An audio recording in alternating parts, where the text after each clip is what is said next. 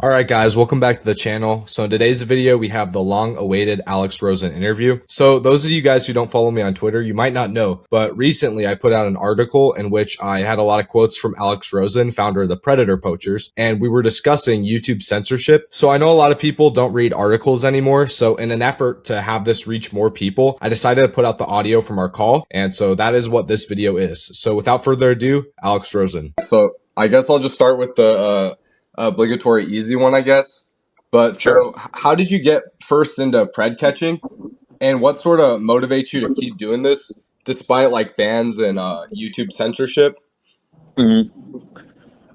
So I'm 25 years old now, and when I was 19 years old, I started doing this. And the reason I started doing this was because I was too young to be a cop. Where I'm from, in Houston, Texas, you got to be 21 to graduate the academy, and the Hmm. academy is only a couple months. So me being 19, I could not enter it.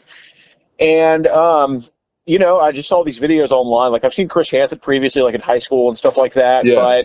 But seeing regular civilians doing it on YouTube was kind of just like shocking to me. As I was like, I didn't even know it was a thing. I had no idea about any of it, but I was fascinated by all of it. And I thought to myself, how big of an issue is this? And I've always wanted to catch the bad guys since I was a little kid, not specifically sex offenders, but just kind of just make a difference in the world, go after bad people, just be that guy doing it. And so I just made a fake account of a 15-year-old boy, and 30 minutes later, somebody wants to meet him for sex. And it didn't take me long to realize such a big problem that's going on, and it's so common, which, I was just so taken aback by, because, none of my relatives or myself were abused or anything. And from there, it just kept going. We just kind of started fine-tuning it and getting better and learning as we go. And here we are, 50 states with an arrest later, and over 220 convictions later. Yeah, so I mean, I think that's what's surprising to a lot of people because I think most people aren't pro pedophile, right? So Right. when you see like YouTube or big tech, when you see them do these things with like banning your accounts, giving you strikes, why do you think that they're doing this? It is cliche to say, but it is because they like pedophiles. I mean, there's no other explanation I can think of. Like if their whole thing is, oh, but the advertisers don't like it, which I think is bullshit. I don't think that Coca-Cola is communicating to YouTube that they don't want their ads to play on a video where a pedo gets arrested. Yeah. But if that's the case, then and you insist on demonetizing the videos, fine. Which it would still suck, but fine, okay, whatever. Mhm. But the fact that they're actively taking down the faces of many times convicted pedophiles, I Yeah. think it's ridiculous. And if they're worried, and it's not about civil suits or anything like that, because of Section 230, you cannot sue the platform for allowing our videos. You can sue me or Predator Poachers, but you cannot sue the platform. So they're immune from any liability for any of these videos. So that only leaves one option. It's just that they protect and like pedophiles, and I think it's that simple. Yeah, and that's quite disgusting. And so, you've been doing this for a long time, and that was another thing I wanted to ask. So, in 2023, obviously, Susan, CEO of YouTube, she passed away. So, have you seen like there be a difference or like a change in how YouTube enforces this in like recent years? So, what if you would have asked me this question a month ago? I would have said YouTube has actually become less strict with enforcing it. Hmm. Um, but what's going on now is the AI poop technocracy. I say the poop technocracy because of the CEO. And Yeah.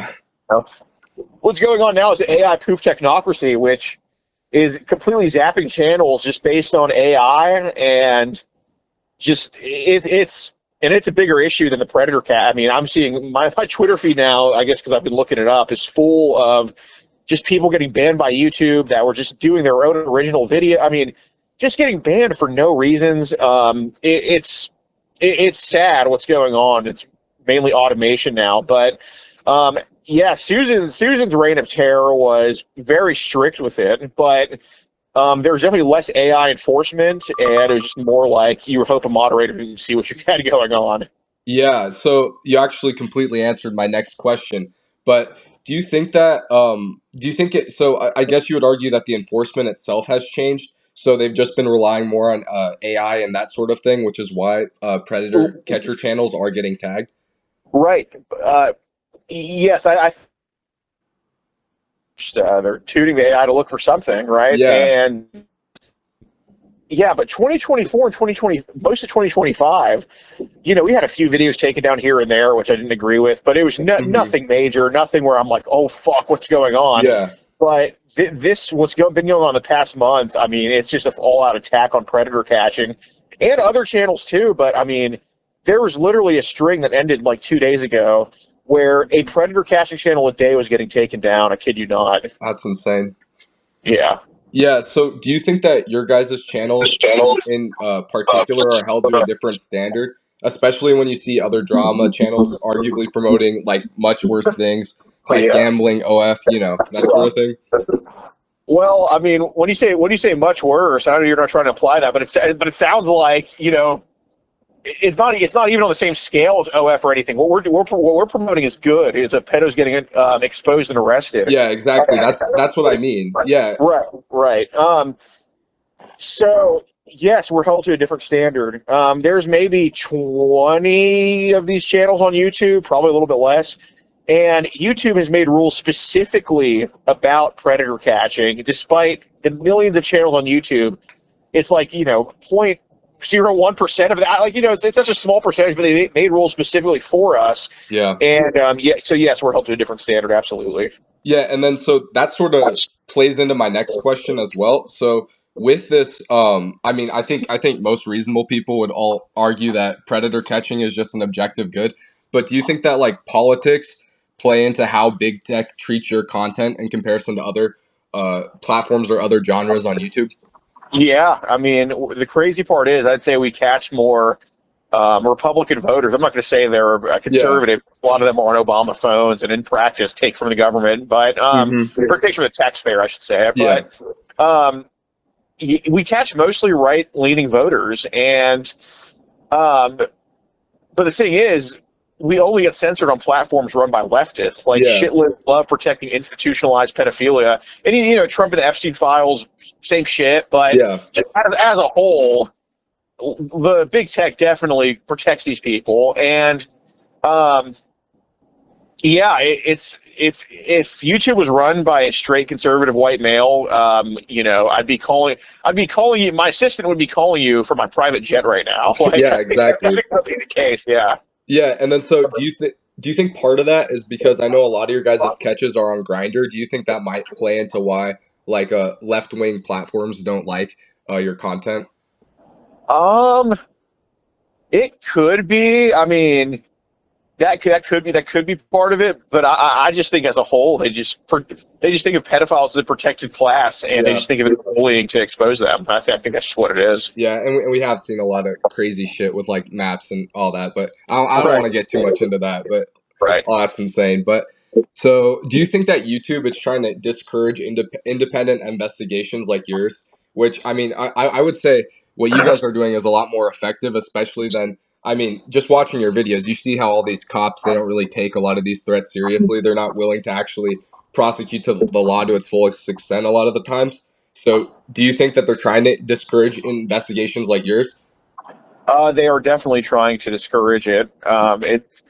It sucks. I would say most cops support what we do, and most of our guys do get arrested. Yeah. But it's yeah, they're absolutely trying to discourage it, and that's why we try to get everyone to safer platforms, offloading them as quick as we can. Yeah, and that's weird because I have an uncle who's a cop too, and I mean he supports all this type of stuff too, which is just it's just odd to me how a lot of people in the media frame it. So yeah. Right. So then I guess to get onto a little bit more of your strategy and operations. So I've seen you guys have a lot of different like localized channels. Is this a specific strategy and how did you guys come up with this? Well, I mean, me myself, in my specific team, we do about 20 to 25 catches a month, Mhm. and we have more we could do, but at some point we have to go home. So the other branches are just like, if I'm in California, I'm glad to have PP Long Island to get someone in freaking New Hampshire while I'm all the Yeah. way, 3,000 miles away. So, yeah, it's just an efficiency thing. And the branch has done a great job this year. I would say they've all started this year and they've combined easily for over 60 arrests. Dang, that's really impressive. Yeah. Yeah, so then how does YouTube deal with this? Do they attack them all individually or do you sort of see waves of like YouTube just banning channel after channel? And it seems like every few years YouTube goes on a ban spree. Yeah. Just so I'm calling you as it's slowed down the past couple days, but who Hmm. knows? I mean, me and this other catcher were talking, who's not part of Predator Poachers, were talking about this the other day, and he pointed out, just without me even saying it, that he's like, they do this every couple years, and this is just what it seems like they do. And I'm like, yeah, it's just we just notice it happens every couple of years, and it's like a cycle. So I hope that this is another case where they leave us alone for a couple of years, but who Yeah. knows? And then so I guess big picture, do you think that the direction YouTube is going is making the internet and society as a whole more or less safe for kids? I know this is obvious, but just to get some good quotables. Yes. So what's very frustrating about these YouTube bans is that the reason they say they're banning the channels is that they're keeping the community safe, which Yeah. is such a slap in the face to survivors of child abuse, survivors of pedophilia, and a slap in the face to all the channel owners and everybody who helps them. Because our whole mission is to keep society safe, and to Hmm. say that us helping pedos get arrested is causing danger to the community. Danger to who specifically? And I think we all know who that community is. It's who they call naps. And because I mean, if you're not a pedo, you're simply in no danger of predator catchers. Yeah. So it's just fascinating how they phrase it, and just the amount of gaslighting they do in their automated statements. And I guess another group of people they might be protecting who often happen to be pedophiles as well are politicians, right? Right. Especially these ineffective local politicians who they get elected pretty easily. They don't really want to do anything. Right. Yeah. Yeah. Yeah. I think it's a whole it's whole from the top down. Yeah. Just a lot of bad apples. So then with public pressure campaigns, because I've seen a lot of pred catchers like Gideon, there's people who they'll go on there, they'll like call their the local representatives, their local. I guess I don't know exactly what position it would be. Would it be what who are you guys calling exactly when you're calling the is it like district attorneys? Who are you guys calling? It really depends on who's accessible. So, for example, earlier this year, we had a guy we caught in Virginia Beach named Jewel Butler Mm-hmm. who admitted to molesting a 6-year-old girl he was babysitting, admitted That's to having a great. video of it on his phone. Yeah, And the cops let him walk that night without even taking his phone. it's I insane. was just so sickened by that. And what's crazy is we've always had good experiences with Virginia Beach PD. We have 2 convictions there, one to 56-year sentence. I was like, what the heck's going on here? Yeah. So, I mean, we just got a bad batch of cops that night. But, we had a massive public pressure campaign on the police chief, on Virginia Beach PD, and their non-emergency line was freaking flooded with calls saying, like, basically what the fuck's going on. Yeah. And, so it definitely expedited his arrest. I mean, they were saying that, this could take a couple months, which is bullshit. It could take Hmm. that night. But they ended up arresting him just like a couple days later because, eventually they just wanted us to stop and they had more than enough. Yeah, exactly. And so, at the end of the day, do you think that platforms want creators like you just to simply disappear? Do you think that in their minds it'd be better for their profit margins, better for their ideology, I guess, to see people who are going out there and getting pedophiles arrested to just disappear? Well, that's the confusing part. It's not confusing. It just shows where their mind and heart is. Yeah. Um, these channels make a lot of money, and because there's a lot of supporters, there's a lot of people are going to contribute out of their pockets more to someone who's getting pedos arrested versus someone who's just sitting around playing video games, streaming it. So Exactly. we have a lot of support. It's not like we're certainly not a financial burden on the platform. We definitely bring profit to wherever we go. Like our locals page is popping off. But yeah, I think they don't care about the profit. I think they put their ideology over profit, and they have so much money at this point that they could stand to lose, tens of thousands of dollars a month just to make a point that they love pedophiles. Yeah, and that's really the scary thing too, is because YouTube has such a well, now we're seeing other platforms like Rumble and other ones, but it has such a monopoly at large over the market. So, how do you think like alternative platforms? How do you think this has sort of influenced how widespread pred catching is, especially these other platforms that maybe they aren't as restrictive or have the same ideology as YouTube? Well, see, so we use Rumble/Locals because Rumble owns Locals. Locals is like what Locals is, like the Rumble's Patreon. Yeah. So our locals page, as soon as I found out locals was even a thing in 2022, I immediately got on it and started like Yeah. shilling the shit out of it. Our locals page has been great. Just even with all the YouTube bans, if YouTube were to just nuke every single channel we've had, we would still be able to do what we do just from locals. And I'm so grateful for that because it just gave us security. And now we're at a point where our locals makes more than all of our YouTube channels combined. Dang. So we're very thankful for that, very thankful for the awesome supporters we have. But, we also put in the work and we show that we're worth it.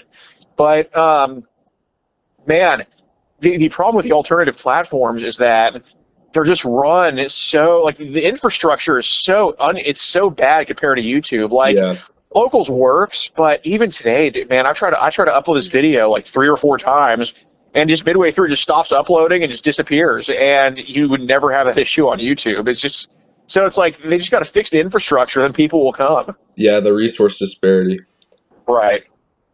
All right. Well, I don't want to take all your time, but thank you. You certainly answered a lot of the questions I had, and certainly a lot of the questions readers or anyone will have. So I really appreciate you coming on and talking to me. All right, so thank you to anyone who made it this far in the video. So if you want to read the actual article, I will put a link to it in the description. Make sure to like, subscribe, and Merry Christmas to anyone watching this on the day it comes out. And yeah, follow me on Twitter for more stories and more writing. And with that, thank you for watching.